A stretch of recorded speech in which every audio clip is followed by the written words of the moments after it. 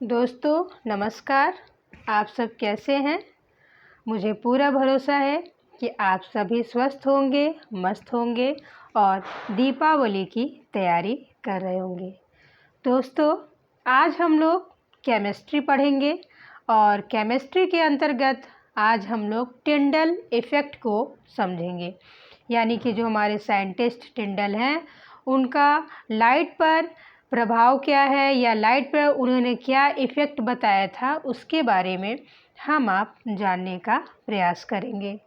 तो दोस्तों चलिए हम लोग टू द पॉइंट बात करते हैं टिंडल इफ़ेक्ट पे। पहला पॉइंट है when light passes through colloid solution और suspension containing small particle. The light is scattered by the particles present in the mixture.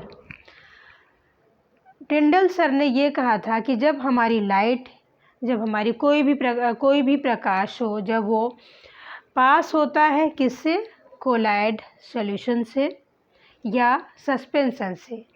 दोस्तों मैंने ये कोलाइड सॉल्यूशन, सस्पेंशन इसके बारे में पिछली वीडियो में बताया है। किसी को अगर कोई कन्फ्यूज़न होगा तो वो देख सकते हैं। तो दोस्तों हम लोग इस टॉपिक पे बात करते हैं एक बार फिर से। When light passes through colloid solution और suspension containing small particles. Tyndall sir ने ये बताया है कि जब हमारी लाइट है, जब ये पास होती है या गुजरती है किसी कोलाइड सॉल्यूशन से या सस्पेंशन से गुजरती है या पास होती है, जिसमें क्या होते हैं, सॉल्यूशन मतलब उसमें solution is contain small particles, उसमें स्मॉल पार्टिकल्स होंगे। और जब हमारी लाइट उससे पास होती है तो क्या होता है, ये जो हमारे स्मॉल पार्टिकल्स होते हैं वो क्या करते हैं, वो हमारी लाइट को क्या करते हैं, स्कैटरिंग का काम करते हैं, यानी उस प्रकाश को वो फैलाते हैं। कौन फैलाता है, जो हमारे स्मॉल पार्टिकल्स हैं, किस में हैं, हमारे कोलाइड सॉल्यूशन में है या हमारा जो सस्पेंशन बना है उसमें जो कंटेन स्मॉल पार्टिकल्स हैं वो हमारी लाइट को क्या करते हैं, फैला देते हैं। Scattering the light by containing small particles of colloid solution and suspension. Next क्या है दोस्तों, and light beam become visible. जब ये हमारे पार्टिकल्स प्रेजेंट है कोलाइड सॉल्यूशन में और सस्पेंशन में, वो क्या काम करते हैं, जो हमारी लाइट जब कोलाइड सॉल्यूशन और सस्पेंशन से पास होती है तो हमारी लाइट को क्या करते हैं, फैला देते हैं। और जब फैला देते हैं या स्कैटर्ड कर देते हैं तो क्या होती है, हमारी लाइट जो होती है विजिबल हो जाती है, यानी कि वो प्रकाश जो है उस सॉल्यूशन में विजिबल होता है, यानी कि वो दिखाई पड़ने लगता है। इसी इफ़ेक्ट को टिंडल सर ने बताया था, इसीलिए इस इफ़ेक्ट को हम लोग कहते हैं वेल्स टिंडल स्कैटरिंग। यानी कि जो टिंडल सर ने बताया है कि प्रकाश कैसे फैलता है, किस सॉल्यूशन में फैलता है, उसी को हम आप समझने का प्रयास किए। और किस सॉल्यूशन में फैलता है दोस्तों, एक बार फिर से, कोलाइड सॉल्यूशन में। कोलाइड सॉल्यूशन में ही क्यों फैलता है, प्रकीर्णित होता है या स्कैटरिंग होती है, क्योंकि जो उसमें स्मॉल पार्टिकल्स होते हैं वो लाइट को क्या करते हैं, फैलाते हैं, प्रकीर्णित करते हैं या स्कैटरिंग करते हैं। इसी तरह से जो हमारा सस्पेंशन है वो भी, उसमें भी जो स्मॉल पार्टिकल्स होते हैं वो जब उस सस्पेंशन से कोई प्रकाश पास होता है, गुजरता है, तो उसके जो पार्टिकल्स होते हैं वो भी प्रकाश को प्रकीर्णित करते हैं या फिर उसको स्कैटरिंग करते हैं। और जब हमारी लाइट स्कैटरिंग हो जाती है या फैलती है तो हमें वो लाइट बीम बिकम्स विजिबल। जो लाइट बीम है यानी जो प्रकाश पुंज है वो क्या होती है, विजिबल हो जाती है, यानी कि देखने योग्य हो जाती है दोस्तों। नेक्स्ट पॉइंट है the amount of light scattering depends on the frequency of the light. जो अमाउंट है लाइट का, जो प्रकाश की मात्रा है या प्रकाश के फैलने की या प्रकीर्णित होने की या स्कैटरिंग की मात्रा है, the amount of light scattering depends on frequency. किस पे डिपेंड करती है? लाइट की फ्रीक्वेंसी पे। And the density and size of the mixture particles. और क्या होता है, किस पर डिपेंड करती है? मिक्सचर पार्टिकल के डेंसिटी पे और साइज पे। ये लाइट जो हमारी स्कैटरिंग करती है, लाइट बीम जो स्कैटरिंग करती है, वो डिपेंड होता है density and size of the mixture particles. यानी कि जो हमारा मिक्सचर है, किसका मिक्सचर बना है? पार्टिकल्स का। और वो पार्टिकल्स किसके पार्टिकल्स? कोलाइड सॉल्यूशन के और किसके? सस्पेंशन के। इन दोनों के जो पार्टिकल्स होंगे वो ही हमारी जो लाइट बीम है उसको स्कैटरिंग करेंगे। और उसके बाद ये हमारी जो लाइट बीम है वो हमको विजिबल रूप में दिखेंगी। दोस्तों नेक्स्ट पॉइंट है due to the highest frequency of blue light. Highest frequency किसकी होती है? ब्लू लाइट की। यानी कि जो नीला प्रकाश हमको दिखता है उसकी फ्रीक्वेंसी बहुत ज़्यादा होती है। It scatters the most. यानी कि जब इसकी फ्रीक्वेंसी बहुत ज़्यादा होती है तो ये क्या होती है? बहुत ज़्यादा फैलती है, यानी कि ये प्रकीर्णित ज़्यादा होती है। इसीलिए हमें आसमान कैसा दिखता है? नीला दिखता है, क्योंकि जो हमारी ब्लू लाइट है यानी नीला प्रकाश है वो फैलता ज़्यादा है, प्रकीर्णित ज़्यादा होता है, स्कैटरिंग ज़्यादा होता है। तो इसकी वजह से, इस इफ़ेक्ट की वजह से हमारा जो आसमान है वो नीला दिखाई देता है। जबकि where as lowest frequency of red light it scatters the low. जबकि जो हमारी रेड लाइट है यानी कि लाल रंग का प्रकाश है उसकी फ्रीक्वेंसी क्या होती है? बहुत कम होती है। बहुत जब कम होगी तो क्या होगा? इसका फैलाव यानी प्रकीर्णन इसका बहुत ज़्यादा कम होगा। इस तरह से दोस्तों हमने देखा कि जो नीला प्रकाश होता है वो ज़्यादा प्रकीर्णित होता है या ज़्यादा फैलता है, और जो हमारा लाल प्रकाश है या रेड लाइट है इसकी स्कैटरिंग क्या होती है? बहुत लो होती है। क्यों होती है?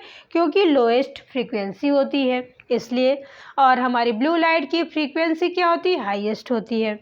अब दोस्तों हम लोग ने टिंडल इफ़ेक्ट को समझा।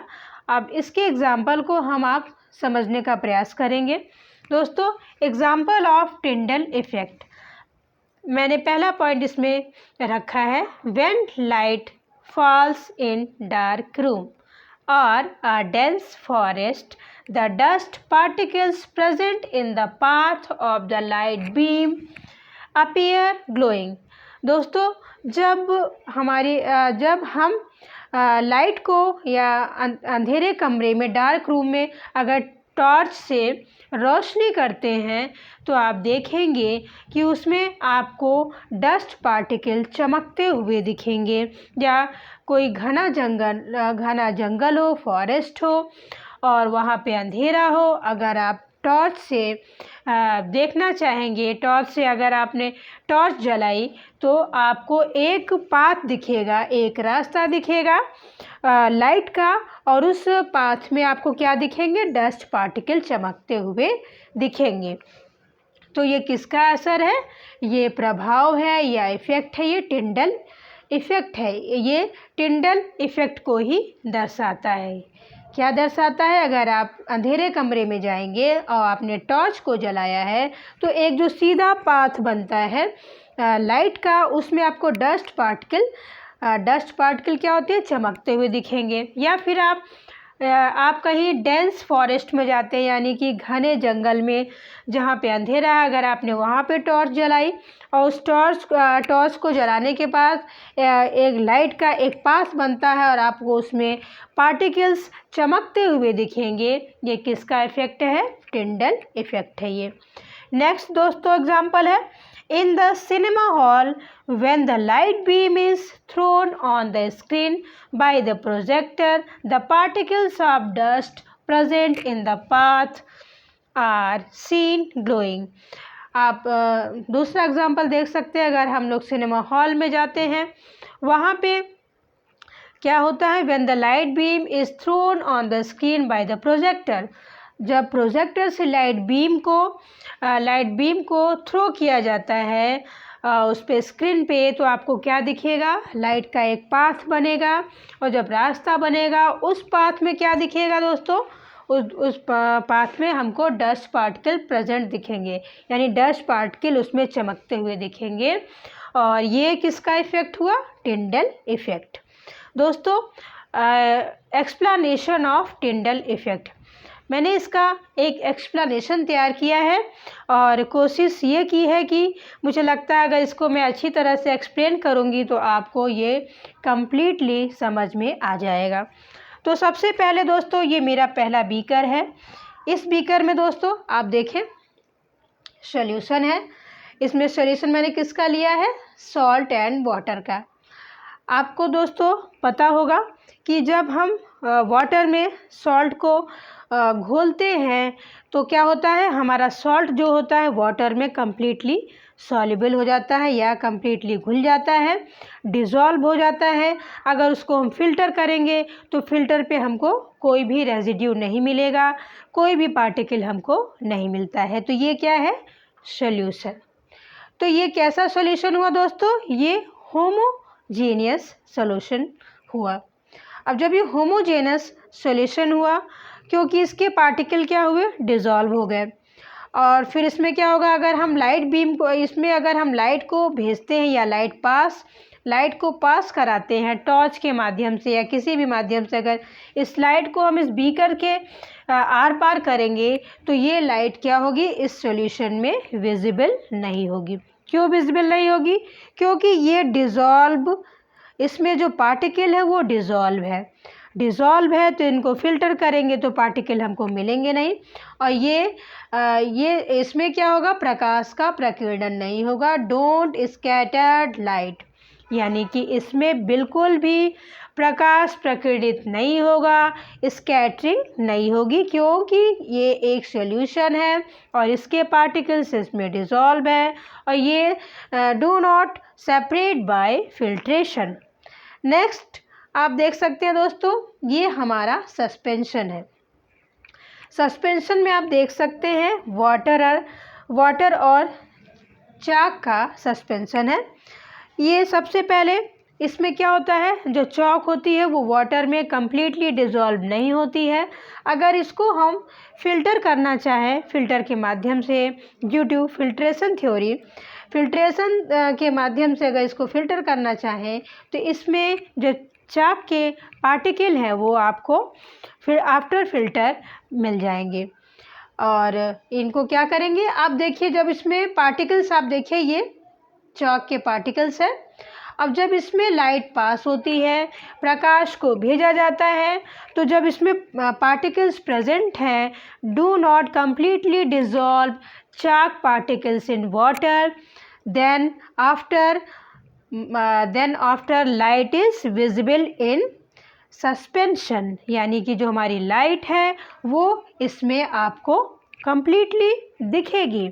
इसी तरह से दोस्तों इसी को टिंडल इफ़ेक्ट कहते हैं। आप देखिए ये रेज़ मैंने ये लाइट बनाया है और ये अगर ये लाइट इसमें पास होएगी तो ये फैल जाएगी, प्रकीर्णित हो जाएगी, स्कैटरिंग होगी।